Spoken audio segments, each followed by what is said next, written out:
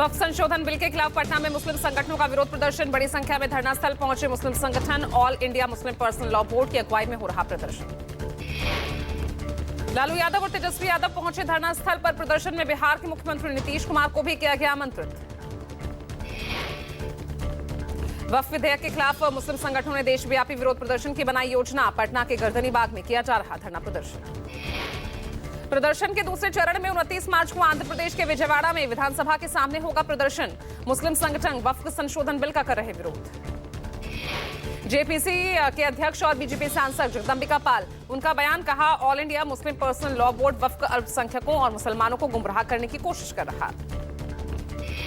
उत्तराखंड वक्फ board के chairman Shadab Shams ने राज्य में अवैध मदरसों को सील करने की सरकार की योजना पर दिया बयान। कहा, हम आधुनिक मदरसों की अवधारणा दे रहे हैं जो धामी सरकार चाहती है। शादाब शम्स ने कहा कि राज्य सरकार चाहती है कि मदरसों में मुस्लिम बच्चों के उज्जवल भविष्य के लिए एनसीईआरटी पाठ्यक्रम लागू किया जाए। छत्तीसगढ़ के पूर्व मुख्यमंत्री भूपेश बघेल के आवास पर छापा। भूपेश बघेल के घरों की सीबीआई ने तलाशी ली। भूपेश बघेल के रायपुर और भिलाई स्थित आवासों पर सीबीआई ने की छापेमारी। ये कार्रवाई की गई है सीडी कांड से जुड़े मामलों में। सीबीआई से पहले ईडी की टीम ने भी भूपेश बघेल के आवास पर छापेमारी की थी। सीडी कांड मामले पर 4 अप्रैल को सुनवाई।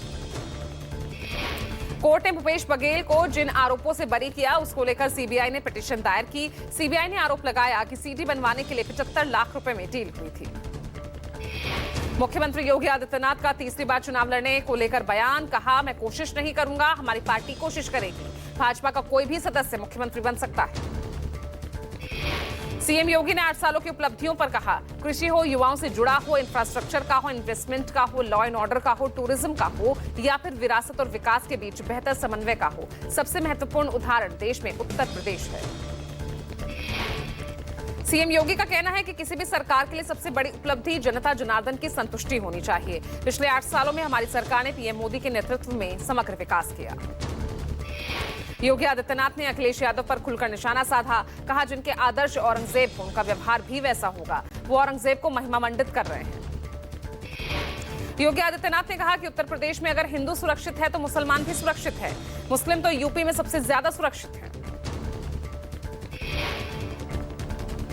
पंजाब सरकार ने 2,36,000 करोड़ का बजट पेश किया। वित्त मंत्री हरपाल सिंह चीमा, उन्होंने कहा, टैक्स राजस्व में सरकार को 14% बढ़ोतरी हुई है।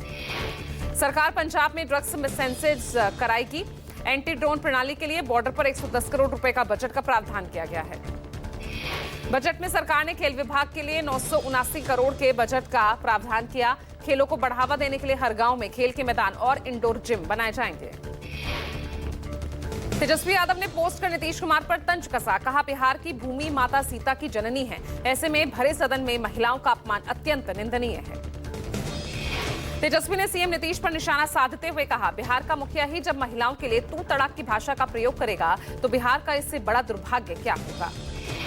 तेजस्वी ने कहा, सीएम की ऐसी आपत्तिजनक भाषा, दुर्व्यवहार और अपमान नारी शक्ति का घोर अपमान। महिलाओं के अपमान के लिए सीएम नीतीश को तुरंत माफी मांगनी चाहिए। मुख्यमंत्री योगी आदित्यनाथ का जागरा दौरा। सीएम योगी जीआईसी मैदान में आयोजित कार्यक्रम में करेंगे शिरकत। सीएम योगी राज्य और केंद्र सरकार की उपलब्धियों को रखेंगे जनता के सामने। साथ ही 636 करोड़ रुपए की 127 विकास परियोजनाओं का करेंगे लोकार्पण और शिलान्यास। सीएम योगी साथ ही 400 छात्र छात्राओं को लैपटॉप और टैबलेट भी वितरित करेंगे। प्रदेश में सरकार के 8 साल पूरे होने पर 25 से 27 मार्च तक अलग अलग कार्यक्रम। सौगात मोदी को लेकर मायावती ने केंद्र पर हमला बोला। कहा, ईद पर 32 लाख गरीब अल्पसंख्यक परिवारों को पीएम का सप्रेम भेंट, सिर्फ एक राजनीतिक स्वार्थ। मायावती ने ट्वीट कर कहा, केंद्र सरकार को सौगात मोदी देने की बजाय अल्पसंख्यकों की गरीबी, बेरोजगारी, पिछड़ेपन को दूर करना चाहिए। बिहार के आगामी विधानसभा चुनाव में आरजेडी के साथ कांग्रेस का गठबंधन बरकरार रहेगा। दिल्ली में मंगलवार को बिहार कांग्रेस की बैठक में बड़ा फैसला। दिल्ली के इंदिरा भवन में हुई बैठक में राहुल गांधी की 2 टूक। कहा, साफ सुथरे छवि और जिताऊ सीट पर जोर रहेगा। जमीनी तैयारी में जुटे कार्यकर्ता। दिल्ली में मल्लिकार्जुन खड़गे राहुल गांधी के साथ हुई बैठक के बाद प्रदेश कांग्रेस अध्यक्ष राजेश राम ने कहा, सीएम फेस का फैसला सामूहिक लिया जाएगा। बिहार विधानसभा चुनाव को लेकर बैठक के बाद कांग्रेस अध्यक्ष मल्लिकार्जुन खड़गे ने पोस्ट किया। लिखा, विकास, सामाजिक न्याय और अपने भविष्य को लेकर चिंतित। मौजूदा भ्रष्ट सरकार को हटाएंगे, बनाएंगे समावेशी विकास और अधिकारों को सुरक्षित रखने वाली सरकार। विधानसभा में शौचालयों की सफाई को लेकर आतिशी ने उठाया मुद्दा। हंगामा भी हुआ। आशीष सूद ने कहा, आतिशी बिल्कुल भी गंभीर नहीं। आशीष सूद ने कहा, हमारी सरकार ने बजट को बढ़ाया है, इस बात को लेकर विपक्ष परेशान है। दिल्ली के हालात इनकी सरकार में कैसे थे, सभी के सामने है। आशीष सूद ने कहा, अपनी खिसियाहट आप दिखा रही, सदन में मौजूद नहीं रहती आतिशी, प्रश्नकाल का पवित्रता से पालन करना चाहिए। कुणाल कामरा विवाद पर शिवसेना सांसद संजय राउत ने कहा, कुणाल कामरा धमकियों से नहीं डर सकते, भले ही मर जाएं लेकिन डरेंगे नहीं। कुणाल कामरा मामले को लेकर सामना में केंद्र सरकार पर हमला। कहा, पीएम मोदी ने 8 दिन पहले कहा था कि आलोचना का हमेशा स्वागत किया जाना चाहिए, फिर स्टूडियो पर हमला किया।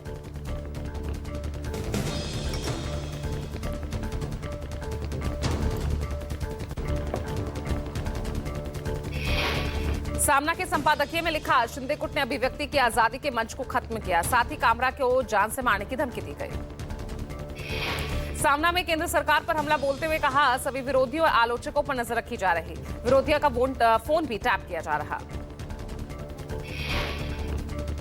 बिहार चुनाव को लेकर दिल्ली में आज एनडीए दलों की अहम बैठक। बीजेपी सांसद संजय जायसवाल के दिल्ली स्थित आवास पर होगी बैठक।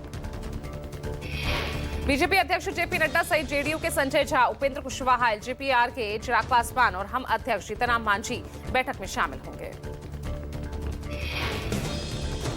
रेप पर इलाहाबाद हाईकोर्ट के विवादित फैसले पर सुप्रीम कोर्ट ने लगाई रोक। कहा, जजों का फैसला संवेदनशील। सुप्रीम कोर्ट ने स्वतः संज्ञान लेकर सुनवाई शुरू की। सुप्रीम कोर्ट ने मामले से जुड़े पक्षों, यूपी सरकार, केंद्र सरकार को भी नोटिस जारी किया। जस्टिस गवई ने कहा, हमें एक जज द्वारा ऐसे कठोर शब्दों का प्रयोग करने के लिए खेद है। 17 मार्च को इलाहाबाद हाईकोर्ट ने नाबालिग से रेप की कोशिश को लेकर फैसला सुनाया था, जिसमें पीड़िता के साथ बदसलूकी की कोशिश पर फैसला सुनाया गया था। दिल्ली हाईकोर्ट के जस्टिस यशवंत वर्मा के घर नोटों का ढेर मिलने के मामले में दाखिल याचिका पर जल्द सुनवाई की मांग। सुप्रीम कोर्ट के वकील मैथ्यू नेदुम्पारा ने दाखिल की है याचिका में मांग की गई है, दिल्ली पुलिस को एफआईआर दर्ज करने का निर्देश दिया जाए। मामले में सुप्रीम कोर्ट द्वारा 3 जजेस की समिति बनाने का कोई औचित्य नहीं। तमिलनाडु के पूर्व सीएम और एआईएडीएम के महासचिव एडप्पादी के पलानीस्वामी ने दिल्ली में केंद्रीय गृह मंत्री अमित शाह से मुलाकात की। 2026 में होने वाले चुनाव से पूर्व गठबंधन पर चर्चा हुई। यूपी में अपनी सरकार के 8 साल पूरे होने पर सीएम योगी ने एक न्यूज एजेंसी को दिए इंटरव्यू में मुस्लिम आरक्षण और यूपी में कानून व्यवस्था सहित कई मुद्दों पर जवाब दिया। कांग्रेस पर योगी का बड़ा हमला। कहा, लोकसभा चुनाव को प्रभावित करने के लिए अमेरिकी डीप स्टेट जॉर्ज सोरोस से फंड लेना देशद्रोह की श्रेणी में आता है। वन नेशन वन इलेक्शन के मुद्दे पर गठित संयुक्त संसदीय समिति ने मंगलवार को कानूनविदों से चर्चा की। जेपीसी अध्यक्ष पीपी चौधरी ने बताया, दिल्ली हाईकोर्ट के पूर्व चीफ जस्टिस डीएन पटेल और देश के अटॉर्नी जनरल आर वेंकटरमणी की राय ली गई है। 2 अप्रैल को अगली बैठक। छत्तीसगढ़ के मुख्यमंत्री विष्णु साय आज बेंगलुरु में उद्योगपतियों से मुलाकात करेंगे। छत्तीसगढ़ इन्वेस्टर कनेक्ट नाम से सम्मेलन के जरिए राज्य में निवेश को आमंत्रित किया गया है। केंद्रीय गृह मंत्री अमित शाह ने मंगलवार को राज्यसभा में आपदा प्रबंधन विधेयक 2024 पर चर्चा के दौरान विपक्ष पर कटाक्ष किया। शाह ने कहा, 15 से 20 साल तक किसी का नंबर नहीं लगने वाला, जो कुछ करेंगे लंबे समय तक करेंगे।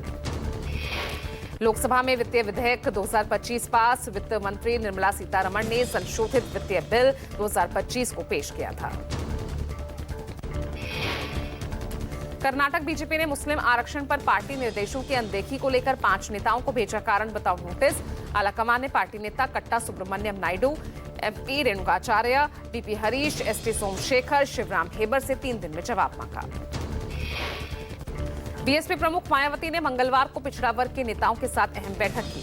भतीजे आकाश आनंद और भाई आनंद कुमार को हाशिए पर करने के बाद मायावती ने साफ किया कि पार्टी ही उनका मिशन है। बिहार में सियासते इफ्तार जारी है। मंगलवार को केंद्रीय मंत्री और हिंदुस्तान अवाम पार्टी प्रमुख जीतनराम मांझी ने इफ्तार पार्टी दी। मांझी के इफ्तार में सीएम नीतीश कुमार सहित एनडीए के कई कद्दावर नेता सहित मुस्लिम समाज के लोग भी शामिल हुए।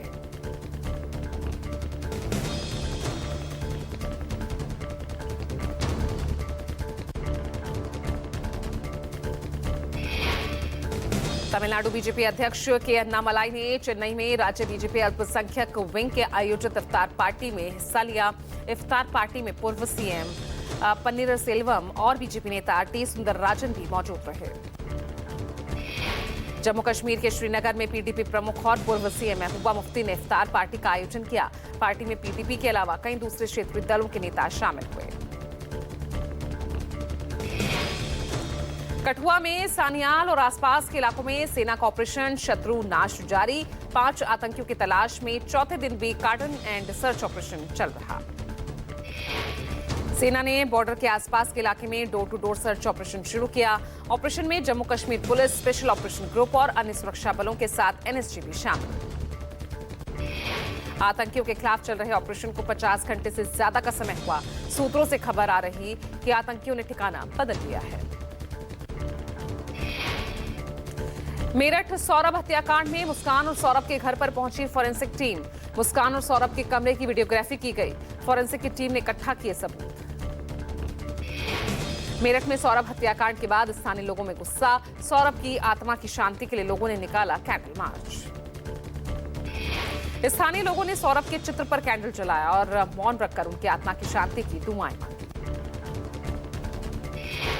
फिल्म एक्टर सोनू सूद की पत्नी सोनाली सूद और साली सुनीता सड़क हादसे में जख्मी। नागपुर के वर्धा रोड फ्लाईओवर पर हादसा हुआ। जम्मू कश्मीर के श्रीनगर में आज से खुलेगा एशिया का सबसे बड़ा ट्यूलिप गार्डन। 74 किस्मों के फूलों का पर्यटक कर सकेंगे दीदार। बिहार के भागलपुर में पुलिस को मिली बड़ी सफलता। आइसक्रीम वाले की हत्या करने वाला आरोपी गिरफ्तार। 5 घंटे के भीतर गिरफ्तार हुआ आरोपी। फ्री में आइसक्रीम खाने पहुंचा था आरोपी। मना करने पर आरोपी ने वारदात को अंजाम दिया। यूपी के औरैया में पुलिस को मिली बड़ी सफलता। इंटर डिस्ट्रिक्ट शातिर टप्पेबाजों को किया गिरफ्तार। टप्पेबाजों के कब्जे से चोरी किया हुआ सामान बरामद। चलते वाहनों से राहगीरों के बैग तथा पर्स से आभूषण और रुपया चोरी करते थे ये टप्पेबाज।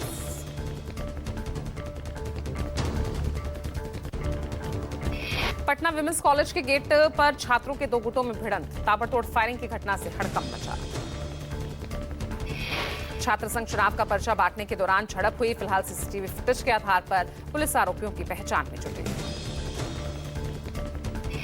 बिहार के उद्योग मंत्री नीतीश मिश्रा की सौगात। पटना के बिहटा में 3 नई औद्योगिक इकाइयों का उद्घाटन किया। 1 का शिलान्यास। चारों ही प्रोजेक्ट से स्थानीय लोगों को रोजगार और विकास की नई गति मिलेगी। 250 प्रत्यक्ष और अप्रत्यक्ष रोजगार के अवसर सृजित होंगे। प्रोजेक्ट जिस दिन चालू होगा तो यहाँ रोजगार तो आएगा ही। इतने निवेश बिहार में अब आ रहे हैं और एक समय वो भी था जब उद्योग बंद हुआ करते थे, लेकिन आज इंफ्रास्ट्रक्चर इतना बेहतर है और बड़े निवेश भी आ रहे हैं। एम्प्लॉयमेंट्स भी क्रिएट हो रही हैं, लगातार क्रिएट हो रहे हैं और आने वाला समय बिहार का है और अब बिहार की औद्योगिक उड़ान नहीं रुकेगी। नए प्रोजेक्ट्स में बैकपैक, स्कूल बैग, अस्पताल और स्कूल यूनिफॉर्म, स्पोर्ट्स और फैशन वेयर, लैपटॉप के अलावा डेयरी उत्पादों का उत्पादन होगा। लखनऊ में बिजली विभाग के अवर अभियंता नमो नारायण की दबंगई। उपभोक्ता पर जानलेवा हमला। उपभोक्ता को कमरे में बंद कर बेरहमी से पीटा। नमो नारायण ने सीसीटीवी कैमरे में बंद कर रची साजिश। लोहे की रॉड से किया हमला। सिर पर तमंचा रखकर धमकी दी। उपभोक्ता मनु मिश्रा ने लगाया आरोप। गले में तार बांधकर मारने की कोशिश की। 14-15 स्टाफ ने मिलकर पिटाई की। मध्य प्रदेश के शहडोल में आरएसएस के विद्या भारती के स्कूल में तोड़फोड़। सरस्वती स्कूल में रजिस्टर को जलाने की कोशिश की गई। पूर्व राष्ट्रपति की तस्वीर तोड़कर फेंकी गई। घटना के बाद पुलिस ने अज्ञात बदमाशों के खिलाफ मामला दर्ज किया। पुलिस ने मामले की जांच शुरू कर दी है। यूपी के मुरादाबाद में ऑपरेशन लंगड़ा जारी। पुलिस की गौकशी करने वाले बदमाशों से हुई मुठभेड़। मुठभेड़ में 2 शातिर बदमाश वसीम और फहीम को गोली लगी है। घायल बदमाश अस्पताल में भर्ती।